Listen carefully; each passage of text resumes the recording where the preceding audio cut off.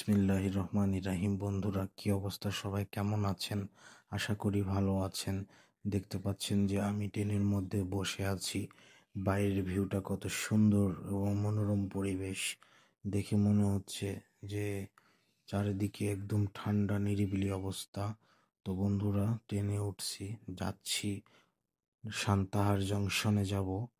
তো বন্ধুরা, সে পর্যন্ত আপনারা আমার পাশে থাকুন এবং দেখতে থাকুন যে কত সুন্দর সুন্দর এরিয়া দেখায় আপনাদের। এই যে দেখতে পাচ্ছেন, এটা হচ্ছে সেই নাটোরের সেই বিল। এখানে বর্ষাকাল এবং শীতকালে প্রচণ্ড পানি থাকে। এখনো দেখা যাচ্ছে সেই পানিগুলো এখনো শুকেনি। তো এই আর কি বন্ধুরা, তো দেখতে থাকুন।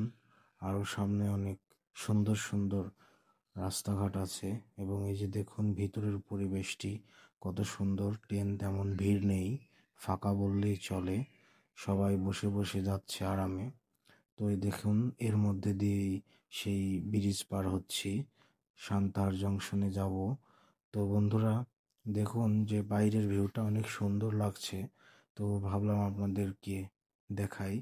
তো এই স্টেশনটিতে এই ট্রেনটি থামে না, কারণ এই ট্রেনটি ইন্টারসিটি ট্রেন, এই জন্য এখানে থামবে না। তো চলে যাচ্ছে।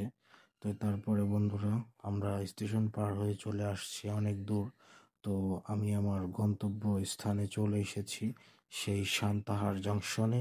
তো দেখতে পাচ্ছেন যে এটা অনেক বড় একটি জংশন। তো ওই পাশে একটি ট্রেন থামিয়ে আছে, যে ঢাকার উদ্দেশ্যে যাচ্ছে ওই ট্রেনটি। আর আমি এই পাশে নামবো। আমি আসছি ঈশ্বরদী থেকে, সান্তাহার জংশনে আসছি। তো দেখুন বন্ধুরা, বলতে বলতে চলে এসলাম সেই সান্তাহার জংশনে। তো দেখুন, এটা হচ্ছে সান্তাহার জংশনের বাহিরের অংশ এবং একদম লাস্ট প্রান্ত এটা। তো দেখুন, সামনের দিকে আগাই চলুন, তো দেখা যাক। এটাই সেই সান্তাহার জংশন। আপনাদের দেখানোর জন্য ভিডিওটি করেছিলাম। তো আপনাদের দেখানোর চেষ্টা করলাম যতদূর পারলাম।